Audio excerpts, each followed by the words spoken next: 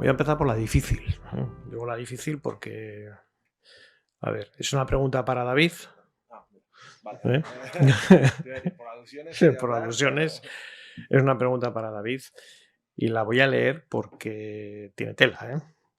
Esta es precisamente la de examen. La de examen. En referente al uso de la ISO 19650 y la trazabilidad de la información.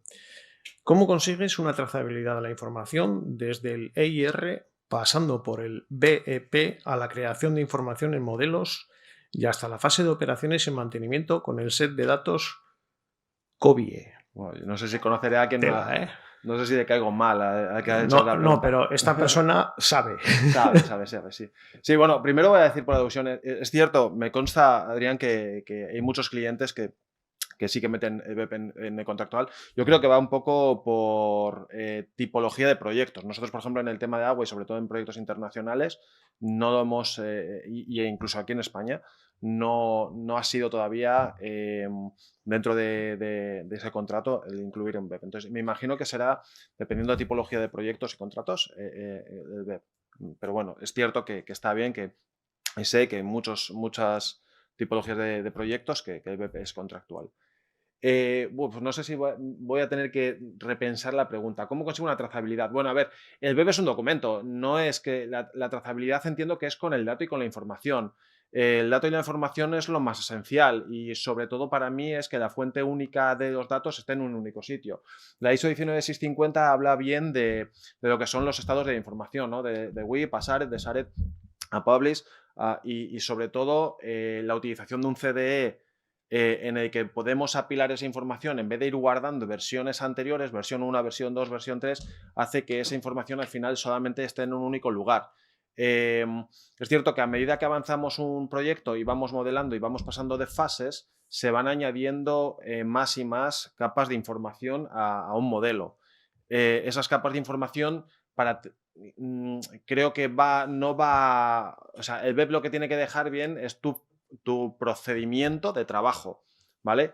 El resto es tu experiencia que tengas en la utilización de bases de datos, en la utilización de sistemas para controlar ese dato y mantener la trazabilidad de la información. Entonces, el EIR es el requerimiento del cliente y el BEP es esa selección de los elementos óptimos para un proyecto. Y ahí tú indicas pues, ese procedimiento que tienes tú de la utilización del dato y esa trazabilidad del dato. Para que sea óptimo, obviamente son otras herramientas. Tú ahí vas a poner que, oye, tus datos van a estar trazables, los vas a depositar en un estado de información llamado SARET, los vas a compartir, pero la fuente de información tiene que ser única y eso son herramientas que puedes trabajar, pues eso, con una base de datos o simplemente con metadatos dentro del proyecto, etc. No sé si con esto contestaré a una pregunta tan compleja. Bueno, sí, bueno, yo por lo menos a mí me lo has aclarado todo, ¿eh? Me ha quedado clarísimo.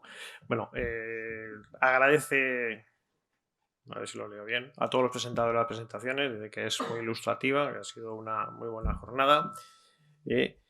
Y tengo otra pregunta para Blanca y Adrián. ¿Qué restricciones habéis experimentado con el software BIM aplicado a la obra civil? Bueno, tú, los dos. Sí. Vale. Un poco en general, al final son software que, como hemos dicho, se aplican a proyectos de gran envergadura y una de las primeras limitaciones que pueden tener es precisamente atender proyectos tan grandes, ¿no? Ahora no recuerdo cuánto es el proyecto de Rail Báltica que hemos hablado, pero son muchos kilómetros de tren con todo lo que ello conlleva y con todos los elementos auxiliares que tienen, ¿no? Entonces, primero, abarcar proyectos tan grandes y luego, lógicamente, pues creo que es necesario escoger desde el principio, dada la experiencia de la empresa, el contacto con las diferentes empresas de software, un programa y un software que sepas o conozcas que es capaz de hacer lo que vas a tener que hacer. Como en todos, ¿no? Pues siempre vas a tener muchos problemas, se solucionarán más o menos fácil. A la hora de compartirlos o intercambiar con otro software dentro del mismo proyecto, vas a tener pérdida de información, casi seguro. Sí, o sea, eso sí, sí hay interoperabilidad, ¿no? Entre los distintos software, porque una cosa es los IFC y otra cosa es los formatos nativos de los archivos. No siempre hemos tenido una interoperabilidad total entre todos los softwares, tampoco a día de hoy. Y luego lo que decía Adrián, ¿no? El tamaño de los archivos, a medida que vas avanzando en el proyecto, si vas metiendo mayor nivel de detalle en los modelos, estos van a pesar más, con lo cual esto conlleva la subdivisión de, por ejemplo, el modelo de ferrocarril, de la plataforma de ferrocarril según cada ciertos kilómetros de vía, puesto que si no pesaría muchísimo, ¿no? También quizá, pues, digamos que inicialmente la mayoría de los softwares BIM, debido a su origen, estaban más enfocados a proyectos arquitectónicos, ¿no? Y no nos ofrecían las posibilidades que igual nosotros necesitábamos para llevar a cabo el modelado de diferentes elementos. No voy a mencionar ninguno en específico, ¿no? Pero bueno, sí que hay softwares que para modelar elementos lineales están muy limitados. También cuando nos encontramos con coordenadas, con elementos en unas coordenadas, bueno, pues en ciertas posiciones, ¿no? Muy lejanos al origen del propio software, en los que tenemos bastantes problemas para trabajar. Eso, por ejemplo. Luego, pues también otra cosa que mencionabas tú, ¿no? El tener contacto directo con las diferentes casas de software. Con el propio proyecto de Rail Báltica, por ejemplo, se ha tenido una colaboración muy estrecha con Vuodra, los diferentes trazadistas del proyecto, y gracias a ello pues se han ido implementando diferentes capacidades o funcionalidades en el programa, ¿no? Que nos han permitido ir desarrollando cada vez mejor estos modelos y con mayor detalle.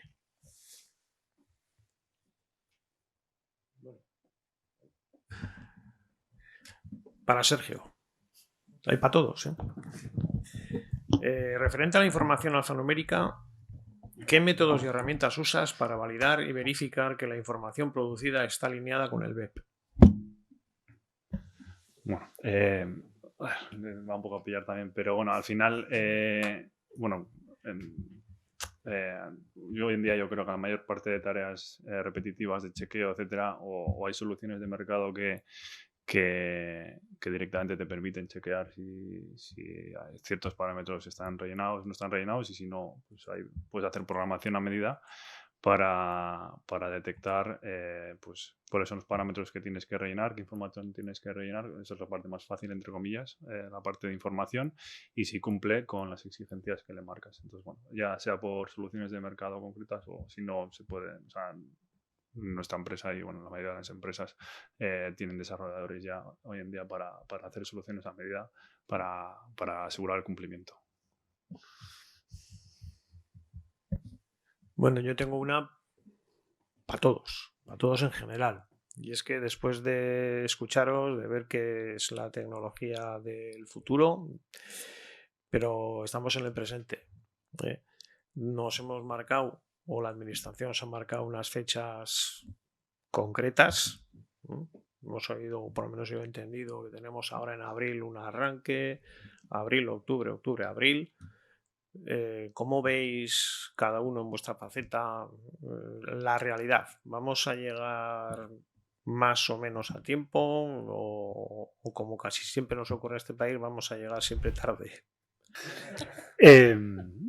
Lo primero, Jorge, que del futuro nada. O sea, piensa que la Open Design Alliance, la precursora de lo que es Building Smart hoy en día, se constituyó en el año 98. Entonces, empezando por eso, la respuesta a tu pregunta final es sí, llegamos tarde. Llegamos 25 o 26 años tarde. Dicho eso, como el cuento, ¿no? El mejor día para plantar un árbol fue hace 20 años. El segundo mejor día es hoy.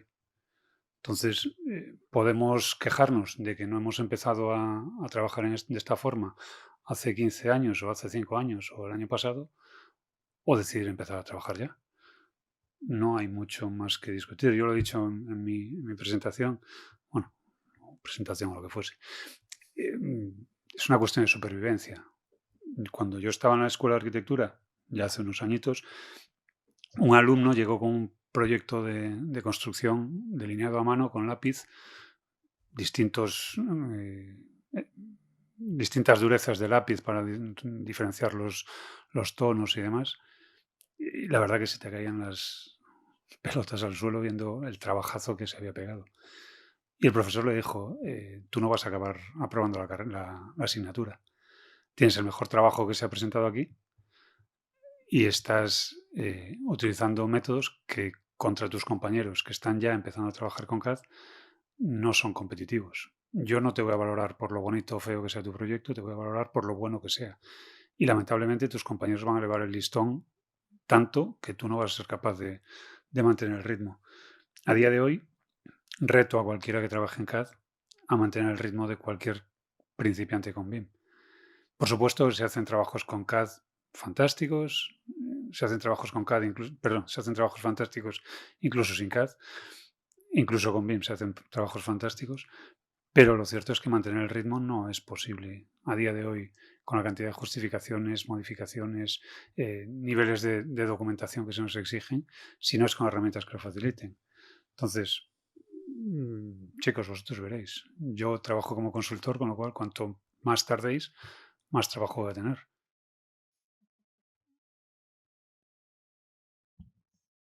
¿Algún otro que se quiera unir a la respuesta?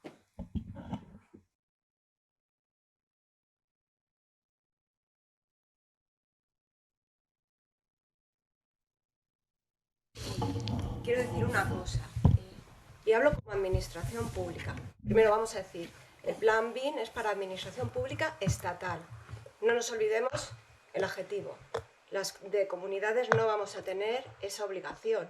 Lo digo por si empezáis a ver que no sacamos cosas en BIM, no os asustéis. No incumplimos la ley. Segundo, con la ley de contratos del Estado hay un problema a día de hoy. Los documentos contractuales siguen siendo, y uno de ellos, los planos. Todo el mundo que trabajáis en BIM sabéis el esfuerzo que hay que hacer para sacar planos decentes. Muchas veces el esfuerzo es tan grande que yo he oído decir, hacemos las cosas en 2D y luego les hacemos el modelo. Es una realidad. En vuestra empresa lo he oído. Me refiero que no está... Yo en la administración pública, creo que un cliente privado es de otra manera, hay problemas para que se haya. Hay problemas y se llaman las leyes que tenemos, que son del Pleistoceno y cuesta mucho cambiarlas. Entonces, la realidad yo no lo veo tan para allá. Yo lo veo que hay que poner poco a poco, hay que ir pidiendo las cosas, pero los planos siguen siendo un documento contractual, el modelo no. Entonces, eso es un cuello de botella. ¿Cómo sigues tú? ¿Cómo atreves a replicarte? Y no hago muchos trenes en Euskadi.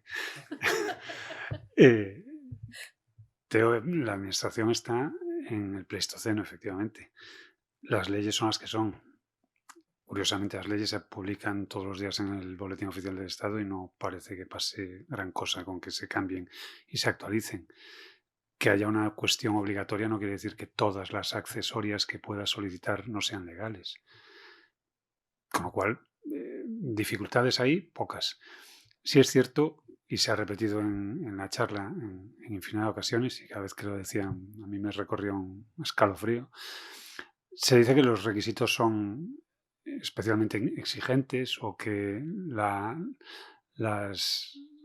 empresas, el tejido empresarial no está preparado para responder. Y yo me pregunto, ¿cómo va a responder un tejido empresarial si rebajamos las expectativas de lo que esperamos? ¿Qué incentivo de esfuerzo tengo yo para responder a un problema que me van rebajando día a día?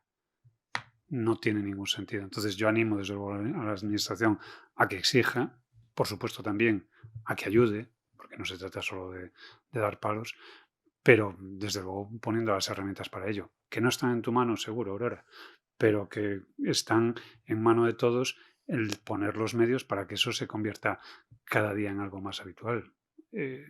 Jorge ha dicho, me gustaría que el plan de ejecución BIM precontractual no estuviese como parte de la documentación, digamos, extemporánea a la licitación.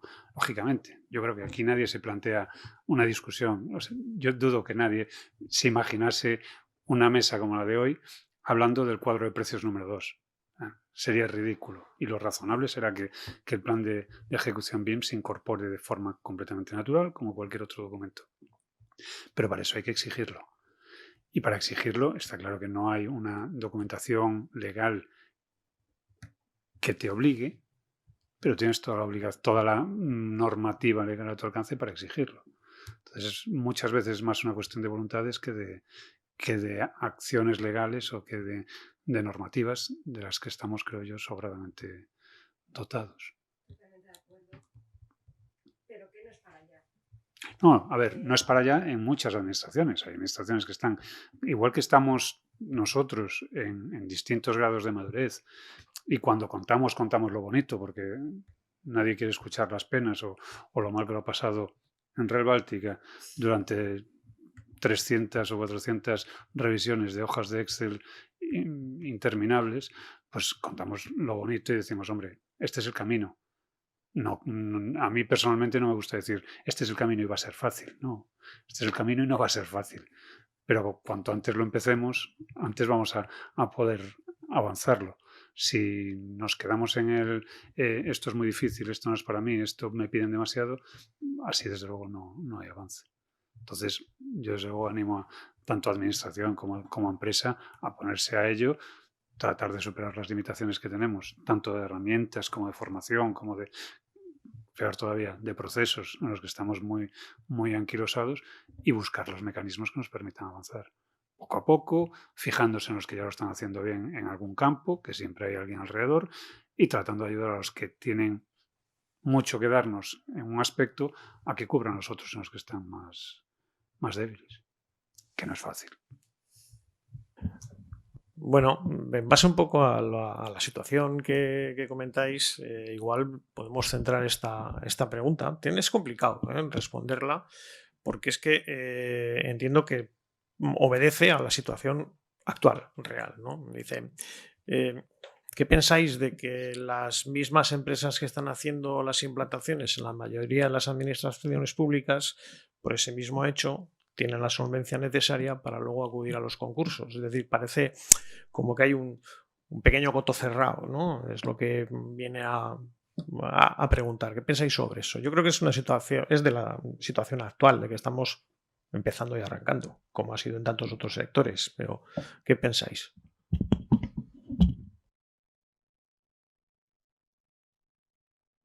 Bueno, yo creo que al final aquí el que no corre vuela. Entonces, al final, como está tardando tanto la implantación de BIM, pues las empresas pioneras seguramente se puedan estar aventajando en ciertos sentidos. Si yo voy por delante y yo te ayudo a esa fase de establecer los pliegos, etcétera, pues obviamente estar en ventaja. Eso es ya también competencia del resto de competencias, el resto de empresas, ponerse las pilas, apostar por la metodología para que se igualen y no tengamos nichos de empresas súper avanzadas con procesos muy avanzados y que ya no piensen en BIM, sino que pensamos en muchas otras cosas más allá de BIM, porque BIM ya lo tenemos asumido, que el resto se suban al carro para que se igualen. O sea, al final puede que pase eso a grandes rasgos, no son 2 o 3 empresas, hay muchas empresas que puedan ir tirando por ahí, pero está en la mano del resto a intentar alcanzarlas. O sea, lo que decimos, ahora es el momento, bueno, ahora no, llevamos 10 años con el momento, pues no es nadie obliga o no a implantar BIM, o sea, es una decisión de cada empresa. Si me permites, Jorge, yo hace, pues no recuerdo, creo que a finales del año pasado participé en una licitación en la que BIM, específicamente BIM, bueno, los de infraestructuras, supongo que sabéis, la de presas que salió hacia el año pasado. Unas empresas que se presentaba era Telefónica, que yo sepa, no es una empresa especialmente reconocida por sus capacidades en diseño o manejo de presas, ni de infraestructura ferroviaria, ni nada de eso. Pero Telefónica tiene unas capacidades, unos procesos, un músculo, que complementado con una empresa mucho más pequeña, una consultora BIM, que cubría la parte en la que correspondía, podía perfectamente presentarse. Entonces, sí reconozco que al final la frase de sospechosos habituales no era escogida al azar, y están siempre los sospechosos habituales, estamos siempre las mismas caras en muchos de los procesos, pero también es cierto que muchas de esas caras están o hemos estado detrás de un NDA en alguna de esas licitaciones. Con lo cual, sí es una realidad que hay un mercado en el que parece que se mueven pocos agentes, pero el trasfondo es que esos agentes no son habitualmente capaces de hacer frente a todo por sí solos. Con lo cual, si algo tiene BIM, que es la parte colaborativa, yo creo que eso se exacerba precisamente en ese tipo de situaciones. Es que cada vez más los agentes no tan grandes, con mucha más agilidad, con mucha más capacidad, decía Adrián, de estar al día de todas las herramientas que se mueven. A lo mejor no de todas. Yo no conozco todas las herramientas que se mueven en el mercado. Pero ayer mismo recomendaba a alguien que probase Renga o que probase Arcline, software polaco y uno italiano, modelado BIM. ¿Cuántos de vosotros habéis oído en el último año hablar de él? Pues probablemente muy poquitos. A mí me cabe esa capacidad de agilidad que probablemente IDOM, por sus características, por su estructura, sea incapaz de tener. Bueno, pues a lo mejor IDOM, en un momento dado, necesita recurrir a consultores más pequeños que pueden completar esa parte en la que ellos no están. Pues exactamente lo mismo en cualquier otra licitación. Tenemos que empezar a pensar también en esos términos de colaboración, no solo para intercambiar archivos en un ACC, sino para colaborar compartiendo conocimiento, aportándolo, sumándonos a otro, siendo más grandes, haciéndonos más grandes al lado de quien ya está ahí para cubrir otros flancos.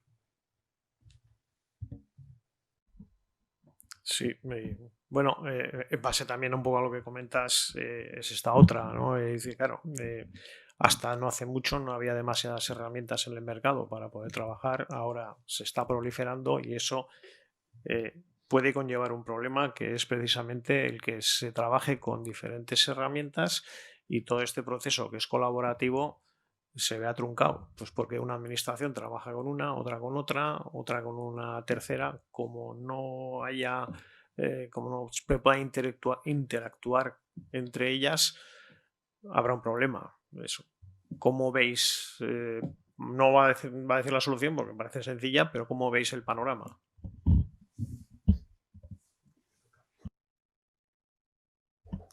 Bueno, o sea, al final esa interacción es necesaria. O sea, lo que no podemos obligar es a implementar para todos los clientes, para todas las administraciones, para todas las empresas, unos procesos o unos software.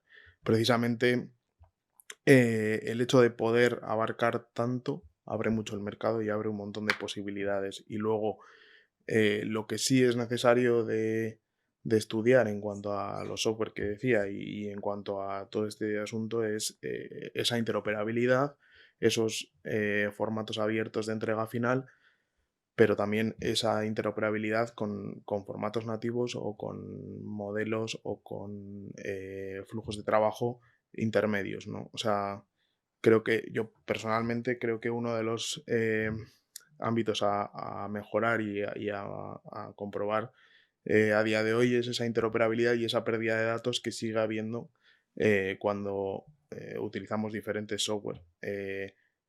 Si conseguimos avanzar por ahí, hay una gran parte que nos hemos olvidado, ¿no? de esa interoperabilidad entre programas. Y luego, lógicamente, al final, un contrato no deja de ser un entendimiento entre dos partes, ¿no? Todos tenemos que cumplirlo.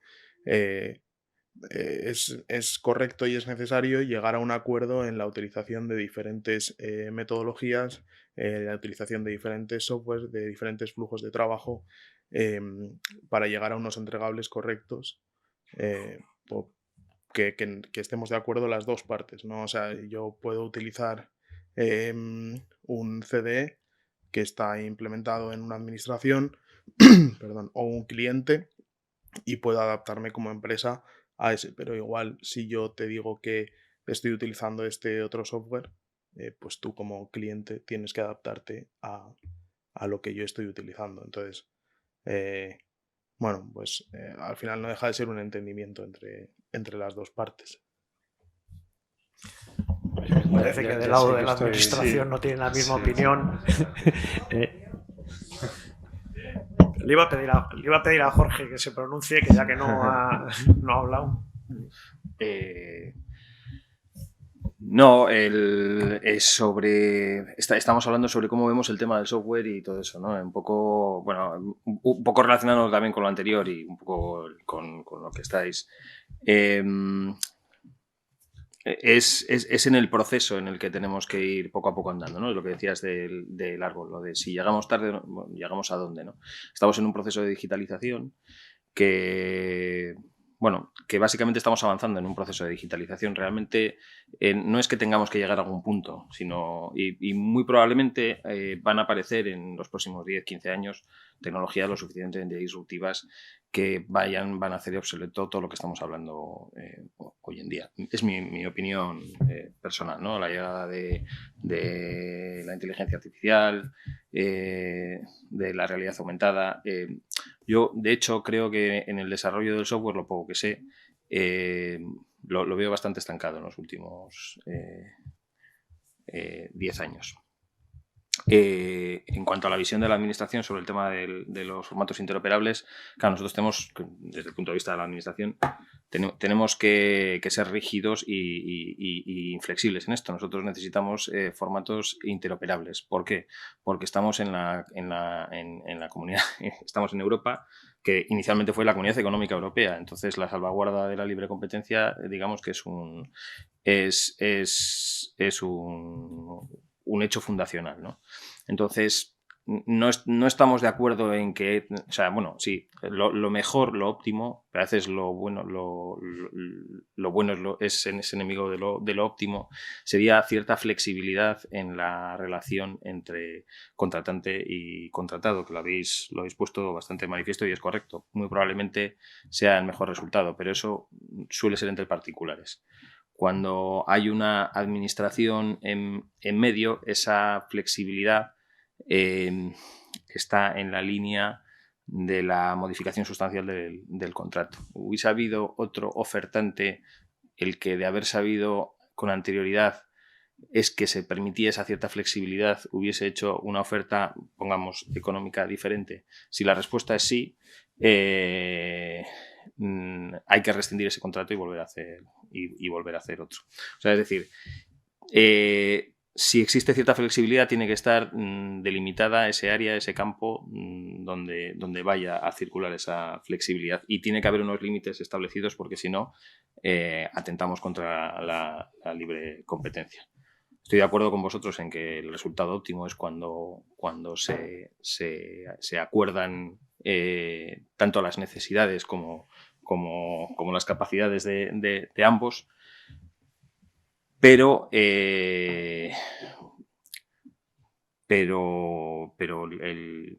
por suerte, por desgracia, la libre competencia es algo que prima sobre incluso el resultado del proyecto.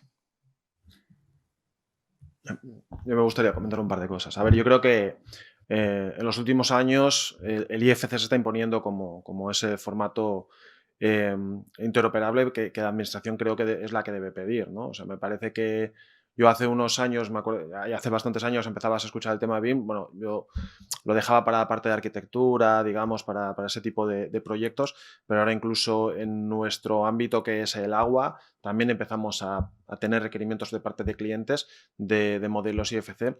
Y creo que es óptimo que la administración vaya por ese lado. Se está haciendo muchos desarrollos de IFC para que sea el cliente el que pida que su formato que lo que solicite él sea un formato IFC. Eso no quita para que, lo primero, una administración pueda conseguir un contrato público, un contrato con un software en específico. Yo creo que eso pasa en cualquiera. Pues estoy convencido que Microsoft tiene contrato con un montón de administraciones públicas y nadie dice nada. Por lo mismo, Autodesk o AVEVA puede tener un contrato público con una administración, o sea, un contrato con una administración pública, No creo que haya ningún problema por ese lado. Y después, por otro lado, para eso también tienes un pre-BEP. Es decir, cuando una administración saca una licitación, tú como empresa puedes proponer en ese pre-BEP qué softwares vas a utilizar. Y eso puede ser limitante o no puede ser limitante. Pero tú ya lo estás proponiendo. Si después te han adjudicado ese proyecto y tú estás yendo con esos softwares, la administración no te puede decir, no, ahora no utilices estos softwares. No, podría decírtelo quizá, pero tú ya en tu pre-BEP has marcado, oye, esta es mi mapa de softwares que yo voy a desarrollar. Entonces, ahí estás ya acotando mucho más ese mercado. O sea, al final yo como empresa privada que soy, tengo unos softwares, un mapa de softwares que son los que utilizo. Yo te lo dejo bien claro en el pre-BEP y una vez que esté ya contratado, son lo que voy a utilizar. Más allá de que después, como entregable, tú me estés exigiendo un IFC, que perfectamente te lo podré decir. Te lo podré ofrecer.